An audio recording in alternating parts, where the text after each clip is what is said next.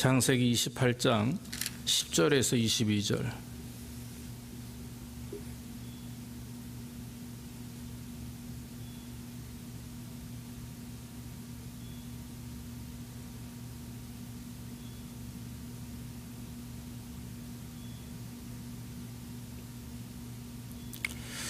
야곱이 브엘세바에서 떠나 하란으로 향하여 가더니 한 곳에 이르러는 해가 진지라. 거기서 유숙하려고 그곳에 한 돌을 취하고 베개하고 거기 누워 자더니 꿈에 본즉 사닥다리가 땅 위에 섰는데 그 꼭대기가 하늘에 닿았고, 또 본즉 하나님의 사자가 그 위에서 오르락 내리락 하고, 또 본즉 여호와께서 그 위에 서서 가라사대 나는 여호와니 너의 주부 아브라함의 하나님이요 이삭의 하나님이라. 너 누운 땅을 내가 너와 내 자손에게 주리니 내 자손이 땅의 티끌같이 되어서 동서남북에 편만할지며 땅의 모든 족속에 너와 네 자손을 인하여 복을 얻으리라. 내가 너와 함께 있어 내가 어디로 가든지 너를 지키며 너를 이끌어 이 땅으로 돌아오게 할지라. 내가 내게 허락한 것을 다 이루기까지 너를 떠나지 아니하리라 하신지라. 야곱이 잠이 깨어 가로되 여호와께서 과연 여기 계시거늘 내가 알지 못하였도다. 이에 두려워하여 가로되 두렵도다. 이곳이요 다른 것이 아니라 이는 하나님의 전이요 이는 하늘의 문이로다 하고, 야곱이 아침 일찍이 일어나 베개하였던 돌을 가져 기둥으로 세우고 그 위에 기름을 붓고 그곳 이름을 베델이라 하였더라. 이 성의 본 이름은 루스더라. 야곱이 서원하여 가로되 하나님이 나와 함께 계시사 내가 가는 이 길에서 나를 지키시고 먹을 양식과 입을 옷을 주사 나로 평안히 아비 집으로 돌아가게 하시오면 여호와께서 나의 하나님이 되실 것이요 내가 기둥으로 세운 이 돌이 하나님의 전이 될 것이요 하나님께서 내게 주신 모든 것에서 10분의 1을 내가 반드시 하나님께 드리겠나이다 하였더라. 아멘. 오늘은 축복의 3대 신앙이라고 하는 제목을 삼아서 오늘 본문의 말씀을 가지고 증거하기를 원합니다. 복을 받는다는 것은 참 좋은 일이죠. 하나님이 일찍이 성경을 통해서 이 복을 받을 수 있는 것에 대해서 말씀을 많이 하셨습니다. 성경 안에는 수많은 신앙의 선조들이 복을 받게 되었죠. 그 복을 통해서 하나님을 잘 섬기게 되고, 또 나아가 가족들과 형제들과 또 그 주변 사람들에게도 큰 은혜를 끼치는 모습들을 우리는 성경을 통해서 많이 볼 수가 있습니다. 오늘은 특별히 본문에서 이 하나님이 야곱에게 주시는 복을 우리가 볼 수가 있습니다. 야곱은 여러분들 아시다시피 이삭의 아들입니다. 그의 형서였죠.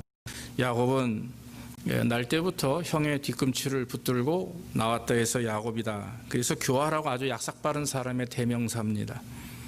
그래서 나중에 이제 형의 장자권을 팥죽 한 그릇으로 사기도 하고 그렇습니다. 지난주에 말씀을 드렸다시피 형 에서는 이 현실적인 사람이었죠. 그래서 영적인 복을 경홀히 여겼죠. 경솔하게 여기고 경홀히 여겨서 결국에는 야곱에게 팥죽 한 그릇으로 그 장자권을 팔아넘기는 그런 어리석은 짓을 했습니다. 야곱은 사실 현실적인 복보다는 미래 하나님의 주시는 복, 하나님의 계획하신 그 계획하심 속에 자기 자신을 이렇게 맡기고 순종하는 것을 기뻐했던 그런 사람입니다. 후에는 또 아버지 이삭을 속입니다. 그래서 형이 받을 장자의 축복을 형과 같이 염소 새끼 가죽을 온몸에 두르고, 그리고 나서는 아버지 이삭으로부터 복을 얻어내죠. 그래서 그 덕분에 이 야곱은 형 에서로부터 쫓김을 당하게 됩니다. 그러면서 이제 야곱이 오늘 고생을 하는데, 특별히 아버지 이삭이 이것을 알고서는 야곱에게 말을 하죠. 야곱아, 뭐 이렇게 되었으니 너는 라반에게 가라. 외삼촌 라반에게 가서 거기 딸이 둘이 있는데 그 중에 한 여인을 너의 아내로 삼고 그리고 그곳에 머물러 있으라. 이렇게 말을 합니다. 야곱은 순종하는 마음으로 빈털터리로 맨몸으로 나오죠. 그래서 고생하면서 여행을 하기 시작을 하고 이제 삼촌 댁으로 가게 되는데, 오늘 야곱이 브엘세바에서 떠나서 하란, 즉 그 삼촌네 있는 쪽으로 내려가는 중에 한 곳에 이르렀다 했습니다. 그곳이 어디냐면 루스라고 하는 곳입니다. 그래서 오늘 본문 10절부터 나오는 곳인데, 이곳이 야곱이 떠났던 부엘세바에서부터 이 루스까지는 약 85km가 됩니다. 그러니까 이 짧은 거리가 아니죠. 수일 동안, 며칠 동안 야곱은 걸어서 여행을 하면서 도착을 했는데, 밤이 다 되었습니다. 온몸은 지쳤고 발은 부르고 그리고 참 힘든 그런 시간이었습니다. 의지할 곳이 없죠. 맨몸으로 나왔기 때문에. 그리고 또 형에 대한 두려움, 형이 쫓아올까 봐 두려움에서 정말 바를 길을 재촉하며 거기까지 갔었기 때문에 야곱은 지칠 대로 지쳐있는 상태입니다. 그래서 야곱은 굉장히 절박한 상황에 처해 있었습니다. 그런데 이 야곱이 오늘 성경의 모습을 보면 야곱은 오직 한 가지, 즉 하나님께서 그에게 축복을 하실 것을 기도하면서 이 아버지의 말에 순종하고 있는 것을 봅니다. 그래서 다 뒤로 물러내고 그리고 포기하고 그리고 나서는 아버지의 말대로 지금 순종하며 라반 삼촌 댁에 가고 있는 상황입니다. 가만히 보면 오히려 그런데 반면에 지금 에서 형은 아버지의 유산을 다 물려받은 거나 마찬가지입니다. 동생이 떠났죠. 이제는 아버지가 가지고 있었던 그 재산을 다 자기 것이 되었습니다. 그래서 풍요롭게 살면서 야곱을 쫓을 생각만 하고 있는 것이죠. 그러나 이삭도 나중에는 그 모든 것이 하나님의 뜻, 하나님의 계획인 줄 알고 그 하나님의 말씀에 순종해서 야곱을 이렇게 이제 놓아주게 되는 것입니다. 하나님의 계획에 순종하며 이 사는 자들에게는 하나님의 복이 있는데, 그건 뭐냐면 현실의 축복도 축복이지만 문제는 바로 미래에 대한 하나님의 복이 임한다라고 하는 것입니다. 야곱은 지칠대로 지쳐있는 상황에서 돌베개를 베고 잠을 잡니다. 잠자는 사이에 꿈속에서 사다리가 땅에서부터 하늘까지 연결되어 있는 그런 기다란 사다리가 눈에 보입니다. 그런데 가만히 보니까 그 사다리에는 하나님의 사자가 사다리를 타고 오르락 내리락 하며 하늘과 땅을 번갈아 왔다 갔다 하는 모습을 보게 되는 거죠. 그러면서 그것을 바라보고 있는 야곱에게 하나님은 말씀하십니다. 야곱은 지금 자기의 허물과 실수로 인해서 처량한 도망자 신사가 되었습니다. 돌베개를 베고 집이 아닌 들판에서 하늘을 지붕 삼아 잠을 자고 있었습니다. 그런데 하나님의 축복이 임한 것이죠. 하나님의 복은 그 야곱의 행동에 전혀 관계하지 않고 무조건적으로 일방적으로 하나님은 야곱을 사랑하시겠다라고 말씀하고 있는 것입니다. 하나님께서는 그에게 세 가지 약속을 하십니다. 가나안 땅을 주시겠다. 내가 누운 땅을 너와 네 자손에게 주겠다 했습니다. 기업의 약속입니다. 우리가 바꿔 말하면 하늘나라에 대한 복입니다. 천국과 구원에 대한 약속을 하나님이 하셨습니다. 또한 야곱에게 후손을 티끌처럼 많게 하시겠다 했습니다. 내 자손이 땅의 티끌같이 되어서 동서남북에 편만할지라. 그것은 자손의 축복은 또한 풍성한 삶을 의미하는 것이죠. 그래서 물질의 풍요뿐만 아니라 자손 만대까지 복을 주시겠다라고 하나님은 약속하셨습니다. 그리고 복의 근원이 될 것이다. 다시 말하면 하나님이 함께 하시고 이끄시며 끝까지 역사하실 것이다 라고 하는 것입니다. 메시아적인 축복이죠. 하나님께서 구원의 은혜와 복음의 은혜를 통해서 많은 하나님의 백성들을 끝까지 보살피시고 지켜주시겠다라고 하는 약속입니다. 그런데 여러분, 재밌는 사실은 이 오늘 하나님이 야곱에게 했던 이 약속들은 아브라함 때부터 있었어요. 아브라함에게도 동일하게 이 세 가지 축복을 하셨고, 아브라함의 아들 이삭에게도 똑같이 말씀하셨고, 이삭의 아들인 야곱에게도 동일하게 똑같이 복을 주시겠다라고 하는 것입니다. 이것이 바로 영적 축복의 계보예요. 전통적으로 각 다음 후손들에게 역사하시는 하나님의 복. 그래서 하나님을 믿고 의지하는 아브라함의 믿음과 신앙이 결국에는 아브라함뿐만 아니라 그 자손 대대까지 이루어지는데, 그 영적인 축복의 계보는 영적인 복뿐만 아니라 이 모든 것들까지도 다 하나님이 함께 하신다라고 하는 그런 축복이 임하게 된 줄로 믿습니다. 그래서 마태복음 1장 1절에 보면 아브라함과 다윗의 자손 예수 그리스도의 세계라 그랬어요. 그러니까 아브라함부터 예수 그리스도까지 계속해서 계보를 이으며 하나님이 주신 영적인 축복, 그래서 결국에는 예수 그리스도가 이 땅에 오시는 그런 모습을 우리는 마태복음 1장을 통해서 볼 수가 있는 것입니다. 이와 같이 야곱은 하나님으로부터 엄청난 축복을 받을 그런 예언을, 즉 말씀을 듣게 됩니다. 그리고 나서는 일어나서 잠에서 깨어서 두려운 마음으로, 여기 성경에 고백하죠. 과연 여기 하나님의 계시다, 내가 여태까지 이것을 알지 못했다, 이렇게 생각하면서 하나님 앞에 서원을 하게 됩니다.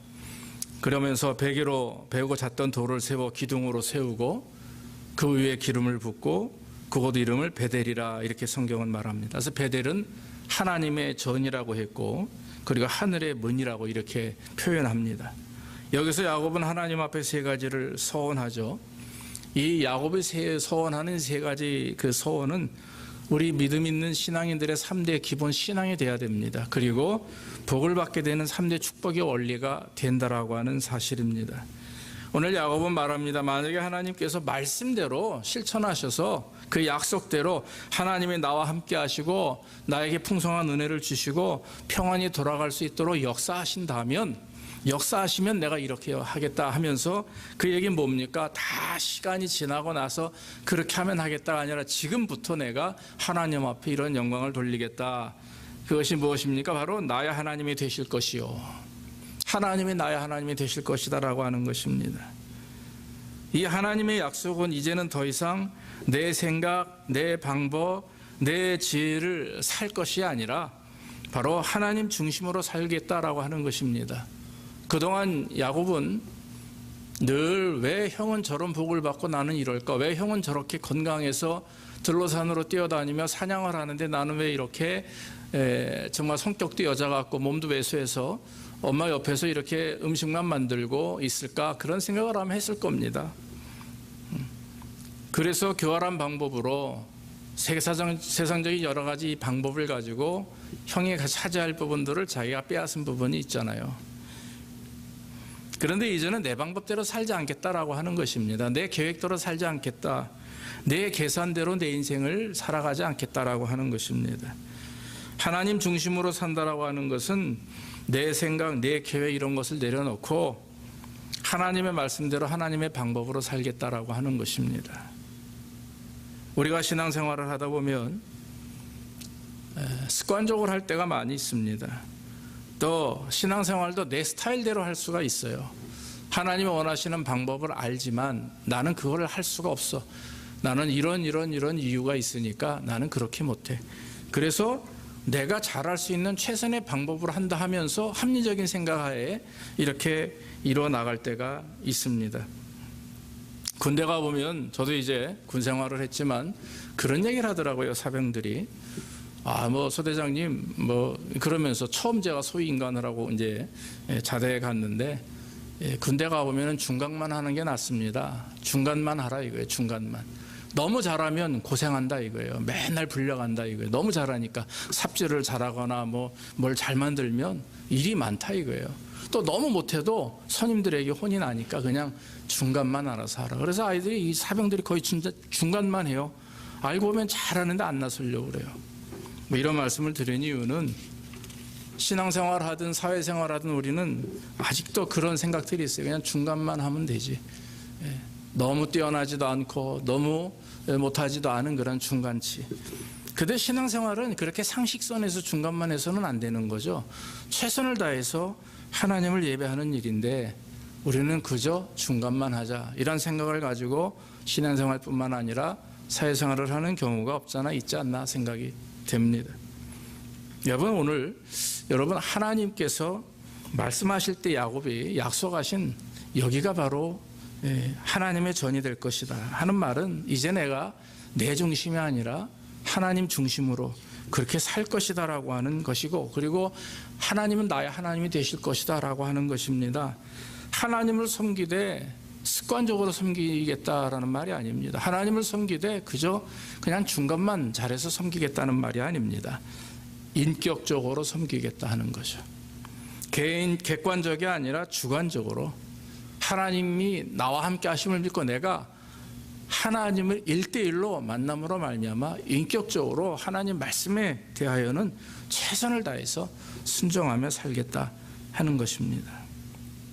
그동안 야곱이 가족들 사이에서도 약삭빠르고 교활한 자로 그런 존재로 살았지만 그로 인해서 미움도 많이 받고 실수도 많이 했지만 이제는 그렇게 살지 않겠다 하는 것입니다.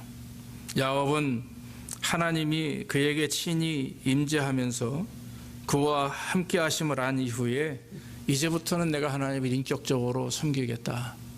내 방법과 내 계획을 다 포기하고 하나님이 나를 향하여 계획하시는 대로 내가 순종하며 나갔다 이렇게 약속하고 있는 것입니다.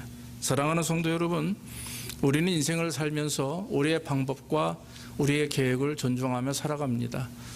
그러면서 내 계획과 방법이 있으니까 하나님 나를 도와주십시오. 이래서 하나님을 차선책으로 선택하는 경우가 많이 있어요.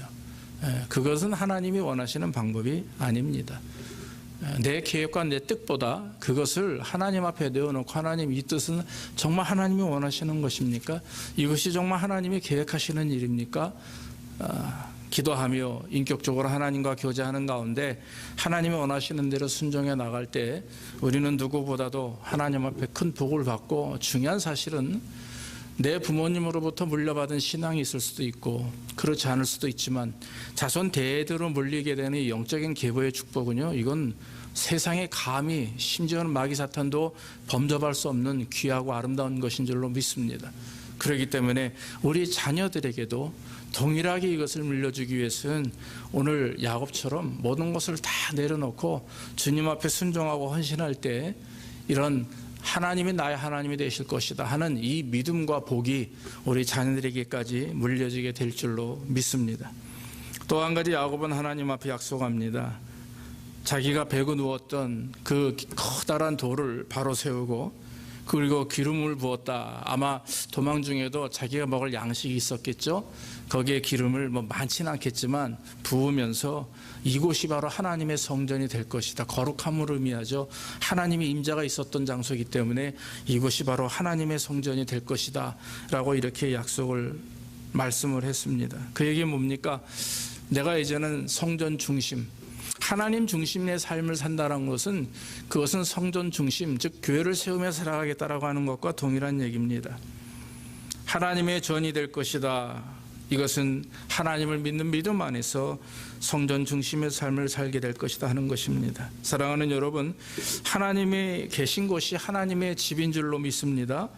아무리 건물을 잘 짓고 인테리어가 좋아도요, 그곳이 교회라고 세워놨지만 그곳에 하나님이 계시지 않으면 교회가 아니죠. 그렇죠. 여러분 미국에도 있지만 영국이나 저 유럽 쪽에 가보십시오. 지금으로부터 수백 년 전에는 수천 명이 모였던 교회라 하지만 지금은 정말 그 엄청난 큰 사이즈 교회에 10명도 안 되는 성도들이 모여서 예배하는 교회들이 많이 있습니다. 여러분, 예배하는 곳에 하나님의 임재가 있지만 심지어는 교회가 없어지고 관광지가 되고, 지난번에 유튜브를 사진을 보니까 술집이 되고 바가 되고 이런 영국이나 이 유럽의 교회들이 있더라고요. 하나님의 교회가 아니죠. 이제는 그냥 건물로, 일반적 건물로 이렇게 변질되어 버린 그런 교회들이 얼마나 많이 있는지 모릅니다. 하나님의 집이라고 하는 것은 하나님의 임재가 있는 것을 말합니다. 하나님의 역사가 있는 곳입니다. 성령님의 은혜가 있고 뜨거운 역사가 있는 곳이 교회라고 하는 것입니다. 여러분, 그런데 오늘 성경을 가만히 보면은 말씀 중에 예수를 믿고 성령이 우리 안에 내주하게 되면 우리 자신들이 하나님의 집이 되고 하나님의 성전이 된다라고 성경은 말합니다.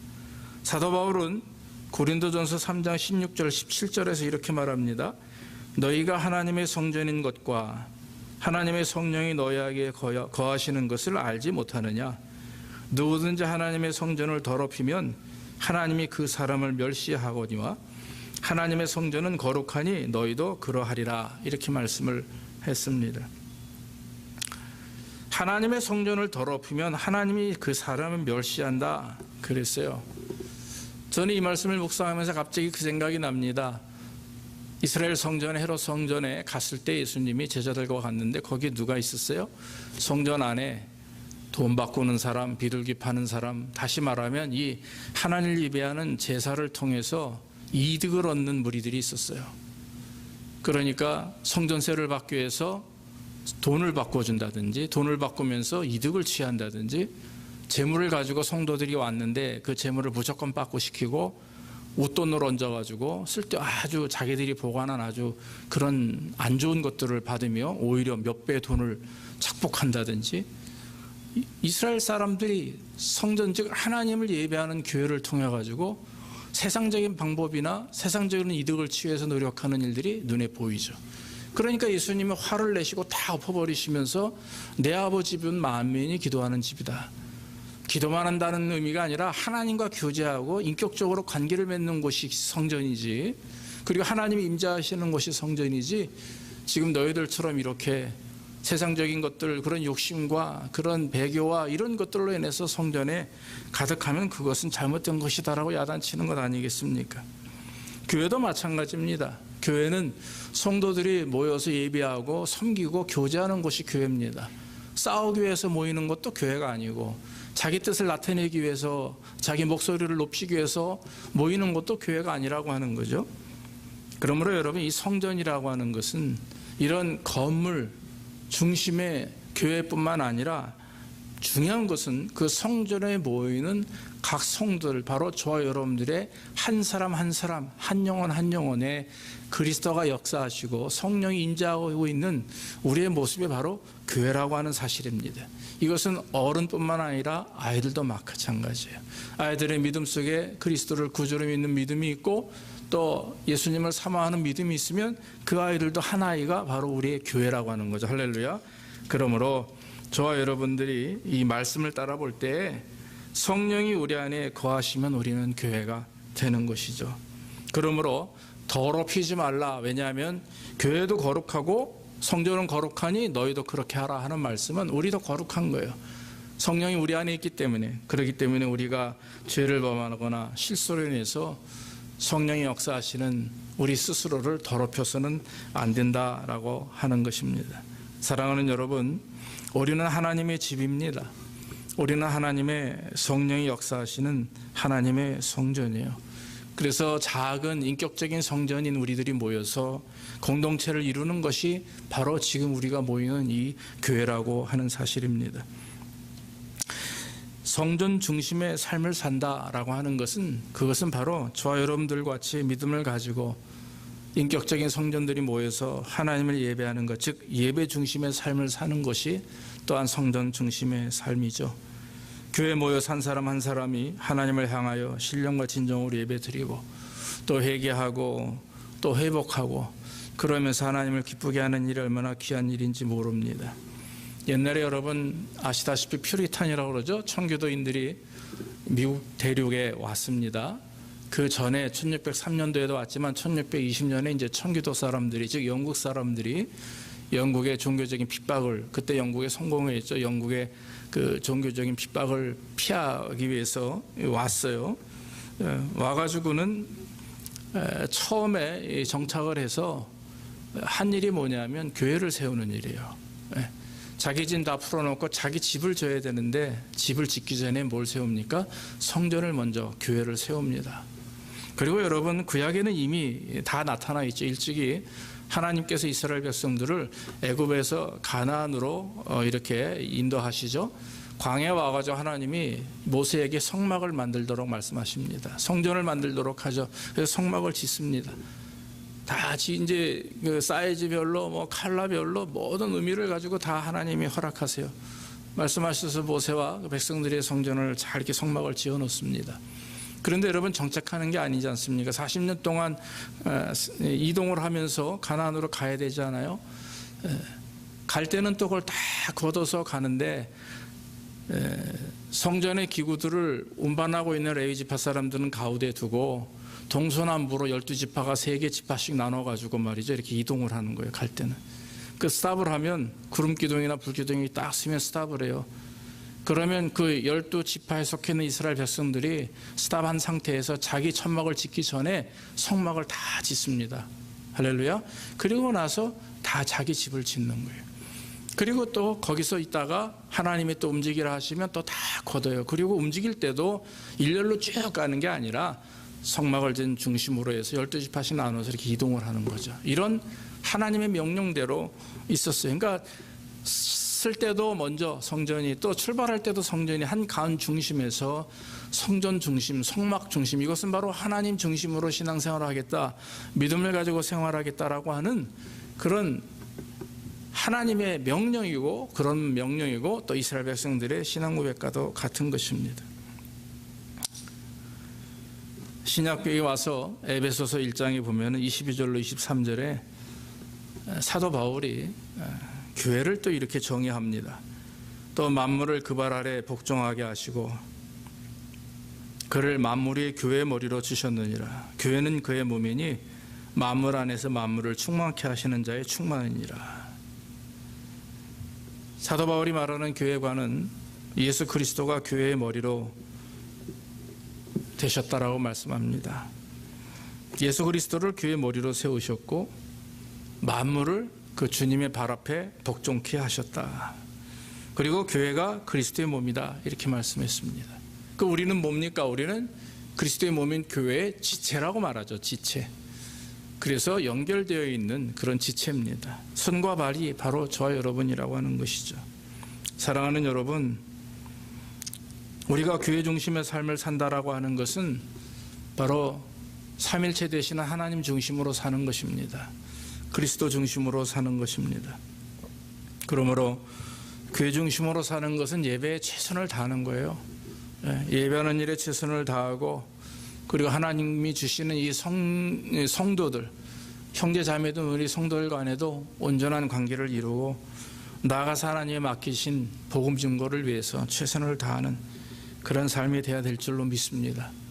지금 팬데믹 때문에 모든 것이 바뀌었어요. 학교 생활, 교회 생활, 가정 생활, 모든 루틴이 다 바뀌고 스타일이 바뀌어가요. 너무나 걱정스러운 일인데 어떡하겠습니까? 말세가 되면 나타나는 징조 아니겠습니까?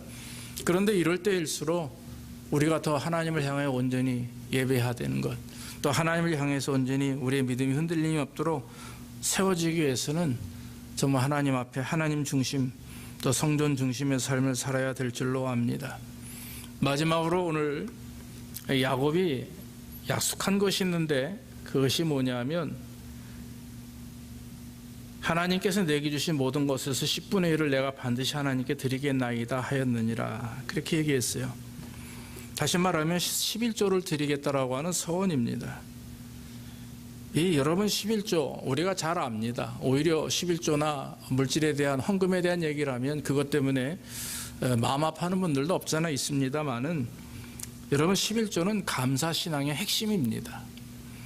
그리고 11조는 이 모든 것이 하나님께로 왔다라고 하는 것을 신앙 고백하는 게 11조 아니겠습니까? 그리고 11조는 영적 부분의 한 부분인 것 같아요. 다시 말씀드리면 11조를 돈으로 생각하고 계산하면 할 수가 없습니다. 그러나 하나님이 주신 것이기 때문에 내가 하나님께 10의 1을, 즉 10%, 100% 중에 10%를 돌려드린다라고 하는 것으로 생각하면, 이 돈의 문제가 아닌 믿음과 감사의 표현으로 생각하면 이것은 그렇게 어려운 일은 아닌데, 돈으로 생각하게 되면 그때부터 나에게 전쟁이 일어나는 거예요. 내 안에서 영적인 전쟁이 일어납니다. 내 인간적인 현실적인 문제와 삶의 문제와 영적인 것과 자꾸 부딪히게 되죠. 그러면 그게 영적 싸움 아니겠습니까? 그렇기에 11조 문제는요, 축복의 문제가 아닙니다. 바로 성도의 신뢰, 즉 하나님에 대한 우리의 신뢰 문제라고 하는 것입니다. 그런 질문도 받아봤습니다. 평신도 때는 일반 직분이 없을 때는 11조 안 하다가 꼭 직분을 받아야만 11조 합니까? 이런 질문도 있는데, 그건 아니죠. 뭐 성도가 되면 하나님 앞에 감사하는 마음으로 주님 앞에 예물을 드리는 것, 10분의 1을 드린다고 하는 것은, 그것은 믿음에 대한 문제 아니겠습니까? 말라기 선지자가 11조에 대해서 이렇게 구체적으로 말씀을 합니다. 말라기 3장 8절 10절에 보면, 사람이 어찌 하나님의 것을 도적질하겠느냐? 그러나 너희는 나의 것을 도적질하고도 말하기를 우리가 어떻게 주의 것을 도적질하였나이까 하도다. 이는 곧 11조와 헌물이라. 만군의 여호와가 이르노라 너희의 온전한 11조를 창고에 들여 나의 집에 양식이 있게 하고 그것으로 나를 시험하여 내가 하늘 문을 열고 너희에게 복을 쌓을 곳이 없도록 붙지 아니하도다 보라 이렇게 얘기하셨어요. 사랑하는 여러분, 11조는 축복의 문제가 아니라 신뢰의 문제라고 했습니다. 하나님 앞에 그 주신 100% 중에 90%는 내가 사용하고 주신 것을 10%만 돌려드리는 것, 그것이 11조입니다. 이것은 물질의 문제가 아니라 다시 말씀드리지만 믿음의 문제라고 하는 것이죠. 믿음이 자라고 신앙이 성장하면 나타나는 감사 생활 중에 제일 먼저가 11조 신앙이에요. 그래서 여러분, 교회에서도 말씀대로 직분을 우리가 교회를 통해서 우리가 드릴 때 안수 집사, 그 다음에 장로님들 이렇게 되면 다 11조를 하느냐가 사실 기본적인 어떤 하나의 모습이 되는 거죠. 그것은 물질보다 더 하나님을 의지하느냐 하는 하나의 단순한 평가이지만 굉장히 중요한 부분이라고 생각이 됩니다. 몇 년 전에 그 한동철 교수라는 사람이 서울여대 교수인데 책을 썼는데 책의 이름이 신한국의 부자들이라고 하는 책입니다. 신한국의 부자 이렇게 책이 있는데 거기에 특별히 크리스찬 부자들이 굉장히 부자들이 많죠. 기독교인들 중에 공통적인 거에 세 가지가 있다라고 얘기합니다. 첫째가 뭐냐면 11조 생활, 두 번째가 새벽 기도를 드린다라고 하는 것, 새벽 예배를 드리고, 세 번째는 굉장히 긍정적인 신앙을 가지고 있다 이런 거죠. 매사 긍정적입니다. 부정적인 부분이 별로 없대요. 매사가 긍정적이다라고 하는 거예요. 여러분, 어떻게 보면 당연한 것 같은데도 쉽지 않죠. 11조를 한다는 것, 그러니까 10의 2조, 10의 3조까지 하는 분들도 있다고 그래요. 그 다음에 새벽에 하나님 앞에 시간을 내어서 기도하는 거예요. 교회를 가기도 하지만 기도 시간을 하루에 어떤 시간을 정해서 기도한다는 거죠. 그리고 마지막에 이제 굉장히 긍정적으로 생각한다. 그럴 수밖에 없지 않겠습니까? 믿음을 가지고 하나님을 의지하는 자들이 부정적인 생각에 사로잡혀 있으면 믿음이 없는 거나 마찬가지 아니겠어요?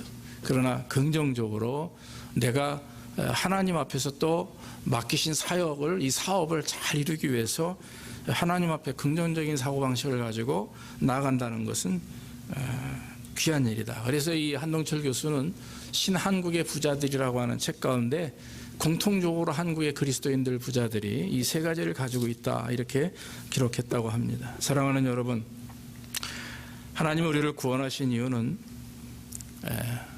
우리에게 복을 주셨고 그 우리가 받은 복을 통해서 하나님의 이름을 높이는 것입니다. 그리고 믿지 않는 영혼들을 향하여 우리가 받은 구원을 증거하는 일이죠. 그리스도를 증거하는 일이죠. 지금 저와 여러분들의 자리에서 더 큰 믿음과 신앙의 성장을 위해서 또 하나님을 기쁘시게 하기 위해서는 이 세 가지가 꼭 필요합니다. 하나님 중심의 삶이냐, 성전 중심의 삶이냐, 주신 것을 감사하며 11조를 드릴 뿐만 아니라 그 외에 헌신적인 삶을 사느냐, 물질뿐만 아니라 10의 1의 관계는 이 시간과 정성과 모든 것이 다 포함이 되는 일입니다. 오늘 야곱은 그의 인생을 돌아볼 때 너무나 실수와 교활한 방법, 다시 말하면 세상적인 방법을 통해서 많은 고통을 당했어요. 형에게 쫓기고 또 사랑하는 부모님을 뒤로 하고 먼 길을 떠나는 그런 인생을 경험하게 됩니다. 그런데 그 가운데서 하나님의 뜻과 계획을 찾게 되었죠. 오히려 낮아지고 겸손해지게 되고 하나님이 자기를 통해서 역사하실 일을 그때부터 기대하게 됩니다.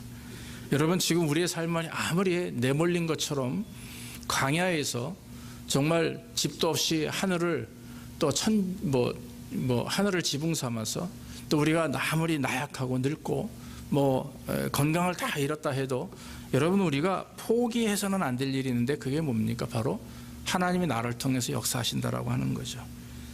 그래서 우리가 하나님 중심으로, 성전 중심으로, 또 감사신앙 중심으로 인생을 계속 꾸준하게 살아나갈 때 하나님께서는 순간순간 역사하십니다. 한 달이 다르고 1년이 다르고 10년이 다르고 우리의 과거의 현재 모습이 달라지듯이 우리 인생이 달라지며 더 귀한 축복은 아브라함이 그렇게 고통 중에서도 하나님을 의지했고 순종할 때 그 하나님께서 아브라함을 통해서 자손 만대의 복을 주심으로 지금 우리는 아브라함의 영적 후손이라고 하지 않습니까?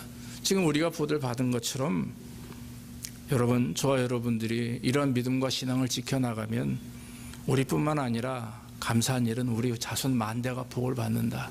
하나님 앞에 영광 돌리는 하나님의 백성으로서의 삶을 산다라고 하는 것입니다. 모쪼록 야곱의 오늘 서원은 우리 신앙인의 3대 기본 신앙이 되고 나아가 3대 축복의 비결이 됩니다.